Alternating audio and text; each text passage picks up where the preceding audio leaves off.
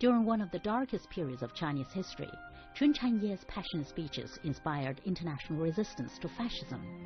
A master of many European languages, he returned home following the founding of New China.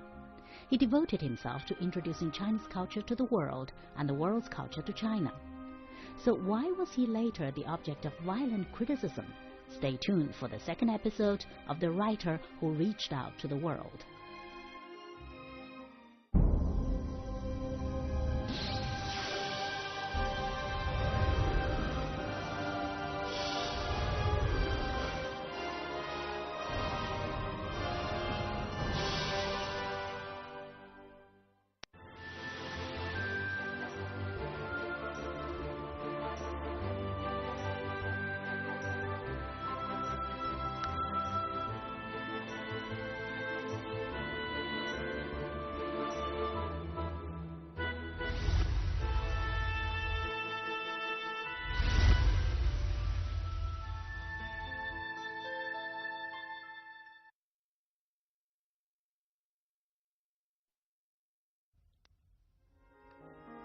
Chun Chan-ye also translated several short stories by prominent Chinese writers, among them Half a Cart of Wheat Straw by Yao Shui-yin, Mr. Warwick by Jiang Tian-ye, and On Burma Road by Bai Ping-jie.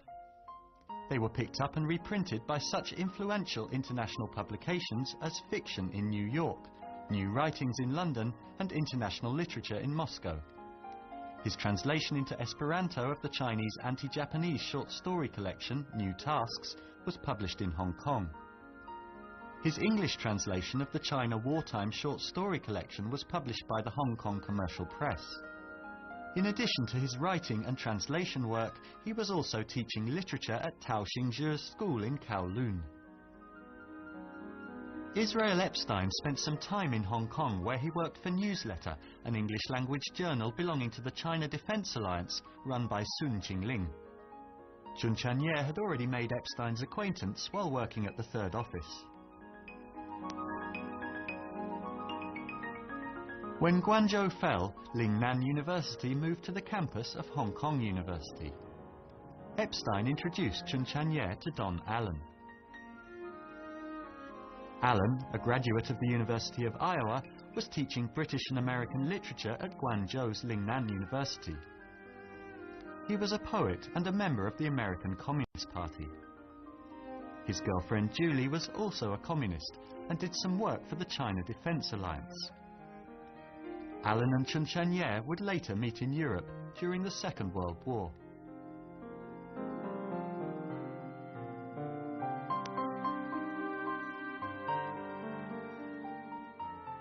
爱泼斯坦，他后来也留在中国，成了中国的入了中国籍，成了政协的常委。那么他们两个人，这个一个是从中文翻译成英文，最后爱泼斯坦把英文给整理润色一下，最后拿到国外去发表。当时环境据说是很艰苦，租了个房子，平常就在厕所的那个马桶坐在那马桶上边，完了前面搭一块板儿，就进行这些翻译工作。 30年代末40年代初了，那个时候就毛主席的著作没有向外公开这种，他就翻译《论持久战》等等，很保密的，还不是公开的。为了翻译成外文，向国外介绍毛主席的著作，所以那时候在香港他就主持这个工作，他亲自翻。 Chun Chan-ye was the first person to translate Mao Zedong's On Protracted War, On New Democracy and other writings into English. He was also responsible for some anti-Japanese booklets that were published in the liberated areas. These writings gave foreign readers an insight into the situation in China and the views of the CPC. In 1939, Chun Chan-ye travelled to Kunming in Yunnan via Hanoi in Vietnam. In Kunming, he met Shen Zongwen, Bai Jieping, Mu Dan and Mu Mutian. There he translated the three-act play Three Brothers, written by a young progressive Japanese writer. From Kunming, Chun Chan-ye travelled to Chongqing. There, on the strength of his translation of the China wartime short story collection and an introduction from Israel Epstein, he was appointed Professor of English at Chongqing University. Concurrently, he was Professor of Foreign Languages at Fudan University.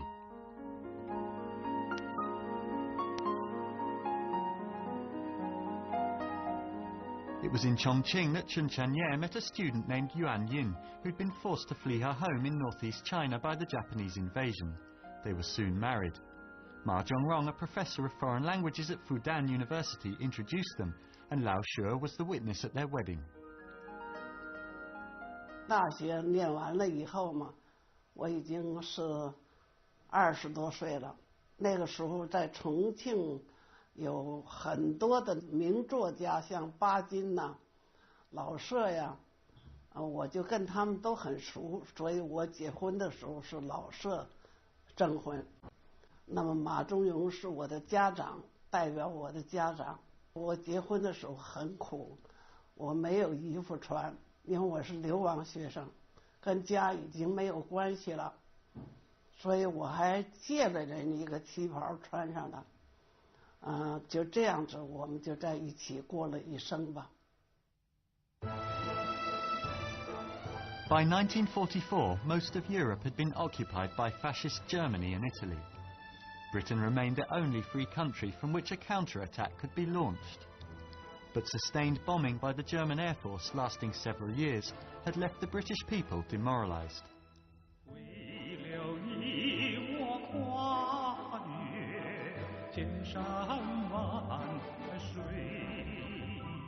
Meanwhile, the Chinese people were still resisting the Japanese. Conditions were very tough, and the Chinese army was so badly equipped that some soldiers were armed only with swords and spears. The ordinary peasants fought courageously. Eventually, the tide of war began slowly to turn until a counterattack could be planned.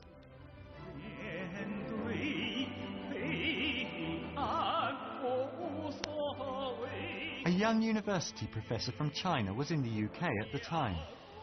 The passionate speeches he gave about the situation in China stiffened the British people's resolve to fight. After the war, King's College, Cambridge offered this young professor, Chun Chanye, a position as a researcher in English literature. When not doing his research work, he spent his time writing and translating. It was at this time that Chun Chanye began his translation of the complete fairy tales of Hans Christian Andersen. 为了有时候休息一下脑筋，他就开始看童话。人说安东人童话，你10岁看、20岁看、30岁看，到90岁看，你的感悟都会是不一样的，而且它是全世界除圣经以外印刷量最大的书，是叫做长销的书，不是畅销的书。畅销是昙花一现。当时他看的是英文，英文看得不过瘾，就说我再看看法文，再看看德文，他会很多的欧洲的文字。结果发现这个法文、德文，这个因为不同译者的这个理解水平、文字水平的局限，大相庭径。他说这不见得是原文的精神。他说我必须考察安徒生，学习原文，看看他原文是怎么写的。In 1948, Chun Chanye received an invitation to attend the World Congress of Intellectuals for Peace. The invitation was jointly signed by chemist Marie Curie, the painter Pablo Picasso, and the poet Louis Aragon. The objective of the conference was to oppose the Cold War, and Chun Chanye was the only East Asian writer in attendance. It was the first time a representative of China's intellectual and cultural community had attended such an international conference. 很意外的，他在这个会上，因为华沙是社会主义国家嘛，遇到了延安新华社记者，一个就是后来当政治局常委的宋平，一个叫吴文道，后来当了他们外文局的局长，一见如故，非常亲切，就像个中国代表团一样。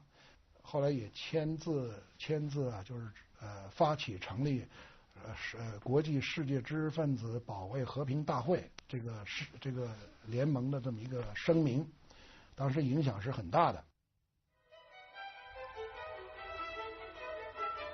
In 1949, the 34th Esperanto Congress was held in the UK.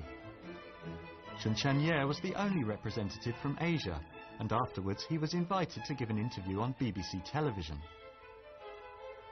Chun Chanye's writings had opened a window for British and European people to learn about China. He'd been living in Europe for 6 years by this time, and had established himself as a successful writer in English. However, by now he was determined to return to China.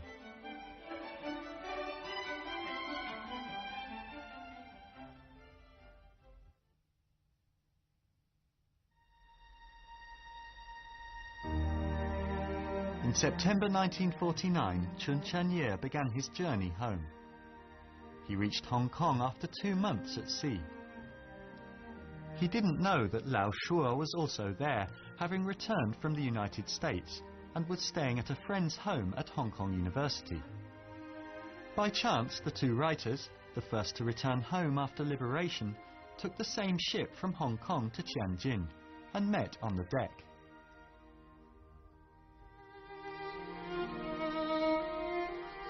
我父亲原来跟地下党关系非常深，他早就联系好了，你就跟着我就是了。俩人一块又坐船从香港到天津，天津这个接待处的人来接他，他说你不要接我，后边还有更重要的人，老舍跟我同船回来了。哦，人家一看那更重要，马上第2天就把老舍就接到北京了，周总理接见。天津中央信托局解放以后就改成人民银行。那么我到人民银行以后呢，带着我这个大儿子在那，还有我妈我姐姐，天津一打下来他就回来了，回来没有找到我，没找到我，后来是政府把我找到了。New China was facing a blockade imposed by hostile forces immediately after its founding. Showing a new face to the world was a matter of urgency. 一些新的反映革命变化的小说，非常鼓舞人心，他就把它们翻译成外文了，翻译成英文，在国外发表。国外也感到很新鲜，读者反应很不错。后来周扬就说：“你这个东西工作做得不错呀，我建议搞一个中国文学，也不是中文的，是英文的。”周扬说这个想法非常好，说我给你一编制，你到外文出版局去。Chun Chanye recruited a team of writers, and before long they'd founded an English-language publication called Chinese Literature. Mao Dun, the then Minister of Culture, was editor-in-chief. Chun Chanye was his deputy and responsible for daily editorial work. 这个杂志呢，一年4期，主要的对象当时的亚非国家多，苏联东欧、亚非国家来往多一些，所以对象往那边发行。但是影响也很大，介绍中国的优秀文学作品，把太阳照在双干河上这一些新中国的作品，有通过他的中国文学英语版、法文版都介绍出去。Before long, Chinese literature was published every 2 months instead of 3. Then, as the circumstances and readers' demands changed, it went monthly. 在57年前后吧，出了一批长篇小说，很有影响的，什么《暴风骤雨》红旗谱》青春之歌》所以这些作者的什么梁斌杨沫周立波这些老作家，那都有来往。那么叶老跟他们又是约稿子审核定稿，都是叶老。叶老这个作风也是，什么东西都是亲自来动手动。Chun Chanye also arranged for Chinese language experts such as Yang Shanyi and his wife Gladys, as well as foreign experts such as Sidney Shapiro, to translate classics of Chinese literature. 杨贤益先生亲自来翻这个《红楼梦》，从中文翻成英文，3大本，主要的篇章、取舍等等，都是叶老同这个杨贤益先生研究取舍摘发一部分，推荐到国外，所以这方面的贡献也很大。当然还有《水浒传》等等这古典著作。For the first time, a concerted effort was made to introduce the classics of Chinese literature to a foreign readership. 杂志本身也对这文化交流，对这个促进中国人同外国人民的友谊起了很大的作用。60年代初期，又办了一个法文版，对法语地区的读者需要的作品。In London, one Chinese literature reading club had been active for over 20 years. 这个杂志我们早就知道了。我母亲跟我的妹妹，跟我妹妹就开始组织了一个关于那个中国文学一个讨论组这个组织开了差不多20多年。我有的时候也参加了这个讨论会开始在图书馆组织的，后来在我妈妈家里开的，请那些朋友来讨论，一边讨论一边喝茶，他们一个发表他们的意见就提意见，就是讨论这些关于中国社会的问题，怎么工作家庭生活各个方面，所以这个杂志我觉得很宝贵的。During this period, Chun Chanye was entrusted with another very important task, the translation of Mao Zedong's poetry. The poems were closely associated with major events in the Chinese Revolution. A good translation would be effective in making the world more aware of the history of the Chinese Revolution and of Chinese traditional culture. 因为毛主席诗词是陆续发表，刚开始50几年的时候发表18首，后来陆续一直到文化大革命以后发表了30多首。那么每一首出来要对外宣传，首先这个中国文学你对外宣传文学的，毛主席诗词属于文学的作品，那是义不容辞的。要把主席诗词的这个精神原本的翻过来，翻成英文介绍出去，所以这方面没有一定的修养和外语水平是达不到的，所以他那时候非常认真，在做这项工作的时候，那是花了很多的精力。In 1961, the Communist Party Central Committee established a group for finalizing the English translations of Chairman Mao's poetry. It was made up of Qiao Guanhua, Yang Shuipai, Chun Chanye, Qian Zhongshu, and Jiao Puchu. 人民日报一发表毛主席诗词，1962年的4月27号发表的《清平乐》，那马上他们就要翻译成英文，《采桑子》、剪字木兰花，这3个版本都是毛主席的诗词，都是他组织翻译，一共前后翻译了10几年。首先翻译的这是英文的版本，这个是德文的版本，这个是西班牙文的版本。It would be 1976 before the task was finally completed. A copy of the poetry of Chairman Mao was presented to President Nixon by the Ministry of Foreign Affairs when he visited China in 1972. 我只举一个例子，中央华国锋派人把他叫回去，第2天才回来，干什么呢？是周恩来总理在医院的时候还问毛泽东诗词的出版工作进展的怎么样。Chun Chanye first went to Zhongnanhai to report to the party and state leaders on progress in the translation work. After that, he telephoned the hospital to report to Zhou Enlai. 他的双向翻译还有一个贡献，他还翻译过莎士比亚、托尔斯泰很多这个大作家的作品，翻译过弱小民族一些作品。Among Chun Chanye's translations into Chinese were such classics as Leo Tolstoy's Anna Karenina, Carlo Goldoni's The Fan, and Prosper Mérimée Carmen. But his translation that would have the biggest impact was the 16 volumes of the complete fairy tales of Hans Christian Andersen. He translated it directly from the original Danish into Chinese, and for the convenience of readers, especially the younger ones, he included a series of introductory articles and a biography of Andersen. 168篇这个安徒生童话全集，他每一篇都非常从头到尾的来字斟句酌的来翻译，要负责任。其实把他的民间的那个故事那个特点都要翻出来，非常的精确，非常的准确。所以这是和其他版本不同的。那么据说有些版本来参考了叶老的这个翻译版本，说参考那是好听一些啊。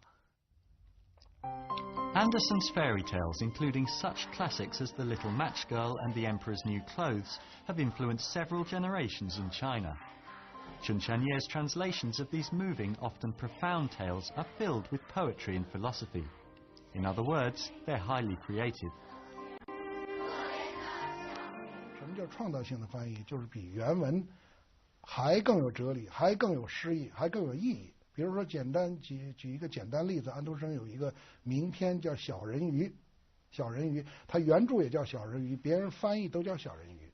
那我父亲把这个片名就翻成《海的女儿》，这个诗意和意境就跟小人鱼就不一样了，这就叫创造性的翻译。CHUN Chanye imbued his translations with the passion he felt for Andersen's works. 他这个评论呢，非常的有意思的，就是随着国家政治形势的变化，他的评论是不一样的。在文化大革命以前那个极左的形势，他把安徒生上升为像一个无产阶级作家似的，所以在文化大革命中，所有的西方文学全都静止了，就安徒生没静止。文化大革命以后，这个安徒生他还其本来面目，他是一个民主主义者，他是一个善良的人，他信上帝，他根本那时候还不知道马克思是谁呢，根本不知道无产阶级是谁。It took 40 years for Andersen to write all his fairy tales. CHUN Chanye also spent 40 years translating them.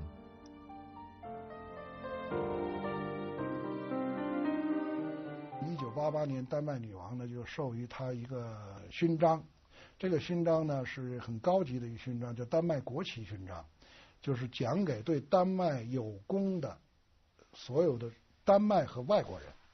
这也是文学史上或者翻译史上独一无二的例子，就是安徒生生前，因为他创作的这个童话，当时的丹麦国王同样授了他一个国旗勋章。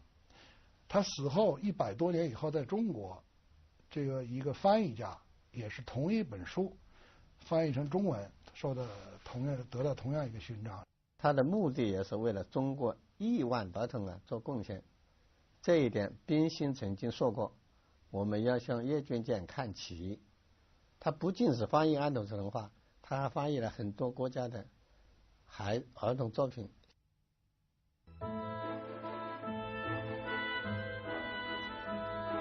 In October 1958, CHUN Chanye attended the Bandung Literature Conference, the first ever conference for Asian and African writers. It was held in Tashkent in Uzbekistan and brought together 200 writers from 40 countries.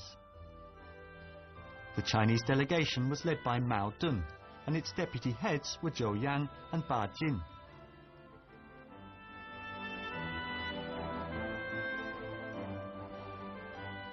根据当时国际形势，这亚非作家这每次开会也好，日常交往也好，也存在着不少的斗争。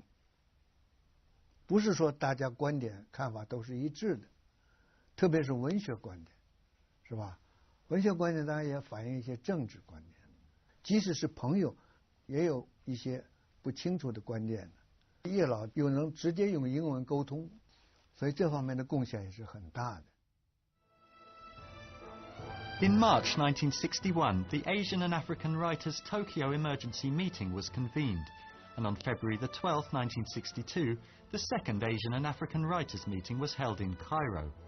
At both meetings, CHUN Chanye helped draft the minutes and held talks with foreign writers. He was the senior consultant to the Chinese delegation. Premier Zhou Enlai once stated, "Our foreign propaganda cannot use political slogans to impose our views on others. It should be like those documents at the Asian and African Writers' Conference, which insist not only on political principle, but also on being literary and artistic." He was the senior counselor with the Chinese delegation to the World Conference of Writers. Yet at home, Chun Chanye faced accusations about his activities, this despite his fellow writers describing him as selfless. How did this famous Chinese writer and translator make his mark at an international writers' conference in Copenhagen in 1981? Stay tuned to the third episode of The Writer Who Reached Out to the World.